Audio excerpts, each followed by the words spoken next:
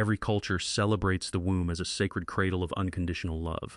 We are taught to view pregnancy as a harmonious, poetic partnership where a mother's body naturally and joyfully shapes a new life. But biological reality does not care about poetry. If you look past the warm lighting of a nursery and zoom into the cellular level, you discover a deeply unsettling truth. The womb is not a peaceful sanctuary. It is a highly fortified biological fortress designed to detect, screen, and eliminate foreign invaders. And the unborn child is the ultimate intruder. From the very moment of conception, pregnancy triggers a hardcore sci-fi epic of war, peace, and compromise. It is a cold, tactical battle for raw energy and resources where the survival of the mother directly clashes with the desperate, unyielding will of the fetus to exist. You are not here because the system was gentle. You are here because you successfully ran a deadly genetic gauntlet and forced your way into existence. The grueling selection process begins long before an embryo ever touches the uterine wall. Imagine a massive, desperate army of tens of millions of travelers thrown into a dark, highly toxic valley. This is the journey of the sperm. To the mother's immune system, these cells are not the harbingers of new life. They are malicious pathogens carrying foreign genetic data that must be destroyed on sight. The female reproductive tract immediately deploys its first line of defense, a highly acidic environment guarded by hundreds of thousands of lethal white blood cells. Within the first 30 minutes, millions of these travelers are dissolved or torn apart by the mother's guard cells. This is not a malfunction of the body. It is a deliberate, brutal quality control mechanism. Human biology intentionally creates a lethal obstacle course to instantly weed out the genetically damaged, the slow, and the deformed, ensuring that only the absolute apex performer has even a statistical chance of reaching the goal. Even the survivors of the acid bath find no relief. They immediately enter a treacherous, maze-like network of dense protein nets. Millions more get tangled, lose their momentum, and die a silent death in the dark. If the woman is ovulating, her body temporarily reduces the hostility of the maze, releasing chemical signals to guide the way, but the path remains a slaughterhouse. Out of the tens of millions that started the journey, less than 0.00001% pass into the uterine cavity. Here, the mother's predatory immune cells pick off every single cell that trails behind or takes a wrong turn. Finally, perhaps just a few dozen exhausted survivors reach the ultimate prize, the mighty egg. The egg is an industrial-scale monster, 10,000 times larger than a sperm, packed with dense nutrients and loaded with nearly 100,000 mitochondria, the powerhouses of the cell. The survivors gather, drilling frantically into its outer shell until the egg accepts a single victor. The moment the genes of these two distinct individuals merge, a profound cognitive shift occurs. The fertilized egg completely stops being a part of its mother. It changes into a brand new entity with its own distinct biological agenda. It is a potential human, a thought that is not yet a word. But the mother's body has absolutely not decided if she wants to speak that word out loud. For the next few days, this tiny clump of cells rapidly divides as it travels down toward the uterus, searching for a place to build a home. During this journey, the embryo splits into two highly specialized teams of cells. One team will eventually form the actual baby. The other team is comprised of trophoblasts, and their sole tragic purpose in life is to turn into a temporary organ, the placenta. These trophoblast cells are essentially your guardian angel clones. They never had the chance to become human. Their entire existence was engineered to fight the mother's immune system, secure a blood supply, and ensure that you survived, only for them to be discarded and die a silent death the moment you were born. As the young embryo enters the uterus, it faces the most dangerous days of its entire existence. It rolls along the uterine wall like a tiny ball through thick syrup trying to take hold. An intense, high-stakes chemical dialogue begins between two entirely separate living beings. The embryo releases a flood of dozens of specialized chemicals, announcing its presence and pleading with the guard cells of the uterus to please allow it to attach. The uterus responds with a complex wave of hormones and immune signals, carefully analyzing the embryo's chemical signature. If the mother's body is satisfied with the quality of this conversation, it allows the attachment. If it detects even a slight flaw, the communication link is cut, and the embryo is washed away to die. This is where the mask of biological harmony completely falls away, revealing a deep evolutionary conflict of interest. Pregnancy demands a staggering, exhausting investment of energy and bodily resources from the mother. From an evolutionary standpoint, the mother cannot afford to waste her precious limited resources on a weak or defective fetus. If the embryo is not optimal, her body will ruthlessly eject it to protect her own survival. The embryo, however, is in an absolute life and death scenario.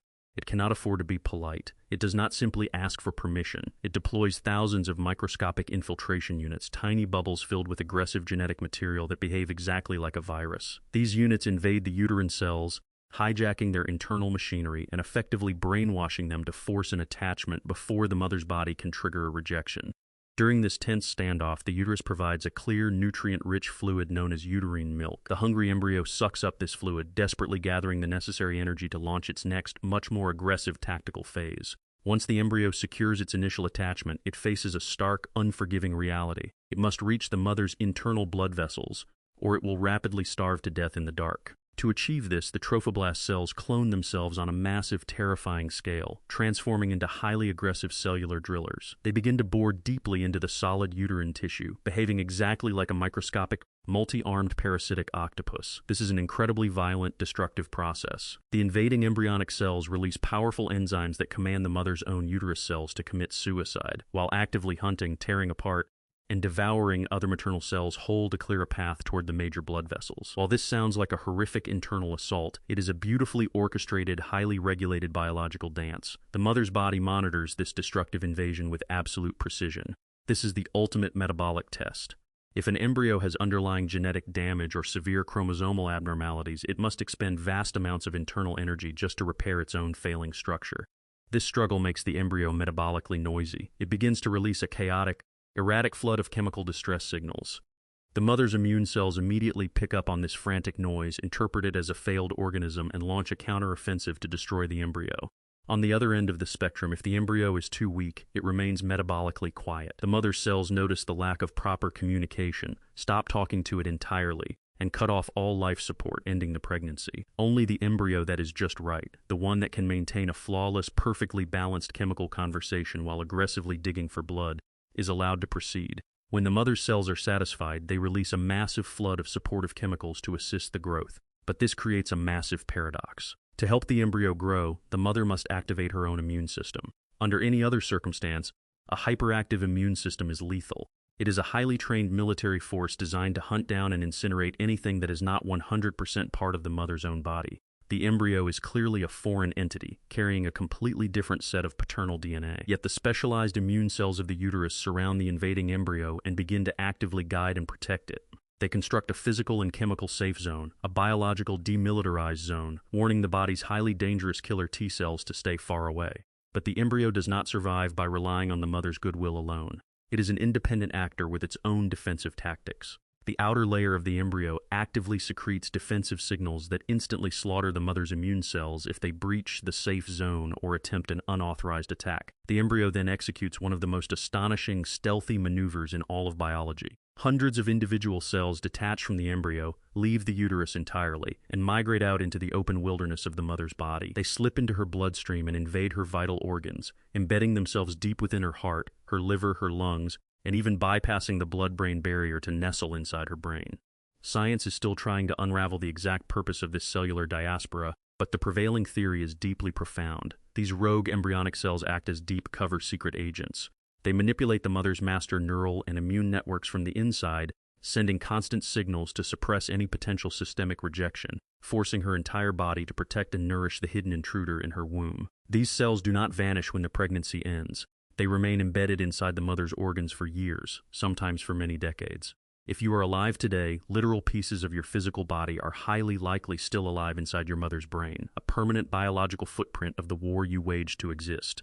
Around 8 weeks after the initial fertilization, the chaotic, aggressive blob of cells officially transitions into a fetus. Now the size of an olive, its internal organs begin to rapidly crystallize, and it takes on a distinctly human form. Is there a single precise moment where a chaotic clump of cells transforms into a human being? Bio offers no easy answers. It is a completely fluid, continuous spectrum of development. Every human society, every legal framework, and every moral philosophy draws that line differently, trying to put boundaries on a process that defies rigid categorization. Meanwhile, the construction cells are working around the clock to finish building a massive, spongy, finger-like monument inside the uterus, the placenta. The placenta is a truly miraculous structure. It is a completely new, complex organ that you grew using your own embryonic cells inside another human being. It functions as an impenetrable high-tech fortress, isolating the fragile fetus from dangerous microbes and external pathogens that would easily kill it. The placenta even commands its own autonomous miniature immune system, deploying specialized hunter cells that instantly devour any microscopic threats that manage to breach the perimeter. Once the placenta secures its connection to the mother's dilated blood vessels, it connects to the fetus through the umbilical cord, and the final, most aggressive extraction of resources begins. The interests of the mother and the fetus are still not perfectly aligned. The fetus requires an astronomical, staggering amount of energy to fuel its growth. To secure this, the placenta manufactures and pumps powerful hormones directly into the mother's bloodstream that systematically alter her metabolism. These hormones actively block her insulin, forcing glucose to remain in her blood longer so that the placenta can funnel it directly to the fetus, effectively stealing energy right out of her tissues. If the fetus pushes too hard and demands too much, this evolutionary tug-of-war spirals out of control, causing the mother to develop gestational diabetes, a dangerous condition where her own body is starved of energy because the unborn child is hoarding the supply. The mother's body is constantly fighting back, trying to support the new life, but never at the absolute cost of her own survival. This is a fragile armed peace.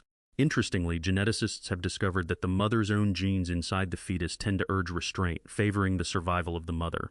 But the father's genes inside the fetus have a completely different agenda. Because the father's biological investment is external, his genes push the fetus to extract every single ounce of nutrition possible from the mother's body, regardless of the physical toll it takes on her. Over the final months of this intense biological standoff, the fetus will increase its initial weight by over 1 billion times. This exponential explosion of life requires a breathtaking amount of cooperation, cellular negotiation, and mutual sacrifice. Both parties must constantly balance on the razor's edge of survival just to make it out of the process alive. When you look in the mirror, it is easy to view your life through the lens of your daily struggles, your failures, and your anxieties. But biology tells a much grander story. You are not an accident, and you are not weak. You are a walking miracle of evolutionary warfare. You are the single survivor of a brutal multi-million-to-one cellular lottery. You successfully navigated a highly lethal acid bath, outmaneuvered a predatory immune system, brainwashed a fortress, and grew an entirely new organ inside another human being just to force your way into this world. Your very existence is proof that you possess an unyielding primal will to survive written into the deeply complex code of your cells. The next time you doubt your strength or feel overwhelmed by the complexities of life, remember the sheer, brutal metal of your origin story. You fought your way into the light. If you found this deep dive into the hidden warfare of human creation fascinating, hit the subscribe button, leave a thumbs up, and join us in the shadows of the human mind. I want to hear your thoughts in the comments below. Does knowing the violent, intensely competitive nature of your biological origin change how you view the value of your own life? Let us start a conversation down below, and stay curious, because the deepest truths always hide just beneath the surface.